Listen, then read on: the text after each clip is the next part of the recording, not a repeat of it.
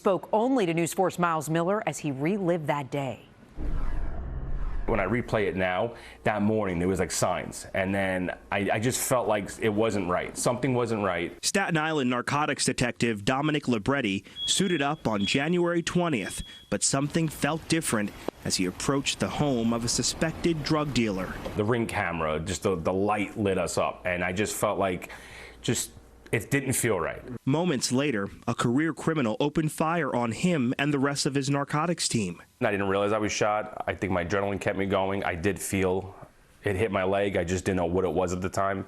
Using this shield, he blocked Nelson Pizarro's barrage of bullets. That's the first thing I thought about was my son and him just getting out of there safely and just hold the shield up to that door to take whatever it was, the rounds coming through the door. When the gunfire stopped, Libretti was wounded. His team put him in the back of a police car and raced him to the nearest hospital. They kept screaming, "Get me a tourniquet, get me a tourniquet, he's bleeding out."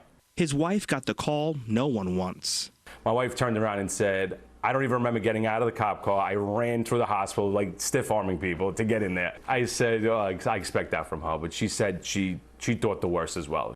Libretti is a 10-year veteran of the NYPD. He went to Tottenville High School and the College of Staten Island and was determined to become a cop on Staten Island and work in narcotics, all to stop the scourge of overdose deaths in the borough. We've had overdoses that we had cases with that we knew the family, and the relationship and connection is a lot stronger, and you want to help that family because you know them. I grew up with the kid in school, or my mother was friends with their mothers.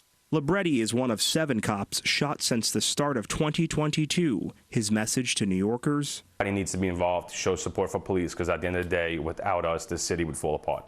He knows the road to getting back to work is a difficult one. I'm going to start physical therapy and hopefully good recovery, and the nerve damage goes away, and I actually be able to feel my foot.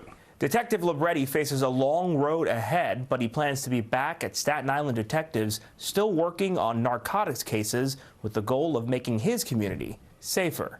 I'm Miles Miller, News 4 New York.